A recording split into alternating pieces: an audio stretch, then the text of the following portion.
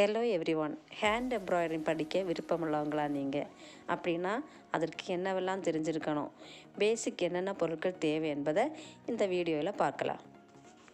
சின்ன பிள்ளைகள்லேருந்து பெரியவங்க வரைக்கும் எந்த வயது வித்தியாசமும் இல்லாமல் நமக்கு இது சீக்கிரமாகவே படிக்க முடியும். இதற்கு என்னெல்லாம் தேவைன்றதை முதல்ல பார்ப்போம். முதல்ல நம்ம பார்க்க போகிறது எம்ப்ராய்டரி த்ரெட். இது ரொம்ப சீப் ரேட்லேயே நமக்கு கிடைக்கும். படிக்கிறதுக்கு இந்த த்ரெட்டே நமக்கு போதுமானதாக இருக்கும். இது இப்போதைக்குள்ள ரேட்டில் 4 ரூபா அந்த ரேஞ்சில் நமக்கு கிடைக்கும். எம்ப்ராய்டரி த்ரெட்டு வாங்கும்போது நீங்கள் கவனிக்க வேண்டியது என்னென்னா, ஒரே கலரில் வாங்காமல் இதே மாதிரி பல கலர்ஸ்லையாக சேர்த்து கொஞ்சம் வாங்கி வச்சுக்கோங்க. களிநூல் அப்படின்னு கேட்டாலே எடுத்து தந்துடுவாங்க. அடுத்ததாக நமக்கு தேவையானது ஒரு கத்திரிக்கோல். இது எம்ப்ராய்டரி ரிங். இது பல சைஸில் நமக்கு கிடைக்கும்.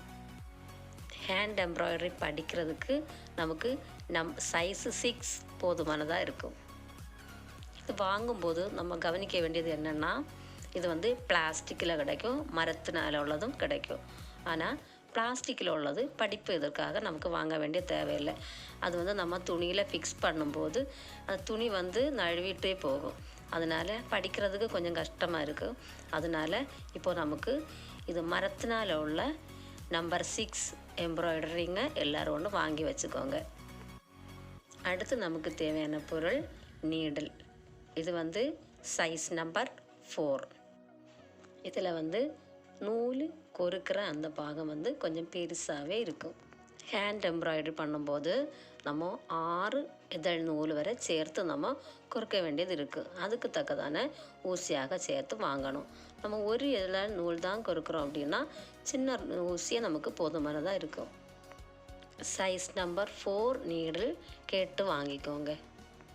சாதாரணமாக நம்ம கை நூல் போடுற அந்த ஊசியை விட இது கொஞ்சம் பெருசாகவே இருக்கும். அடுத்ததாக கார்பன் பேப்பர் வாங்கும்போது எல்லோ கலர் கார்பன் பேப்பராக பார்த்து வாங்குங்க.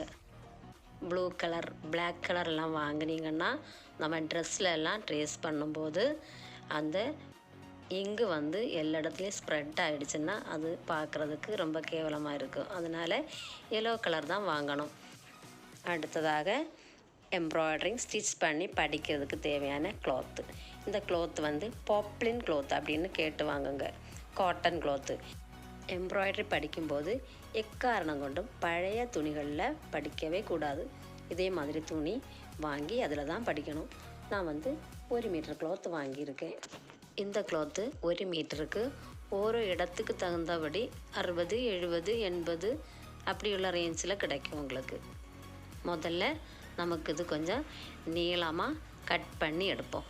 கட் பண்ணுறதுக்கு முன்னாடி நம்மளோட எம்ப்ராய்டரி ரிங் எடுத்து அதில் ஃபிக்ஸ் பண்ணி நமக்கு எவ்வளவு தேவை அப்படின்றத பார்த்து அதுக்கு தக்கதாக நமக்கு அப்படியே கட் பண்ணி எடுக்கலாம்.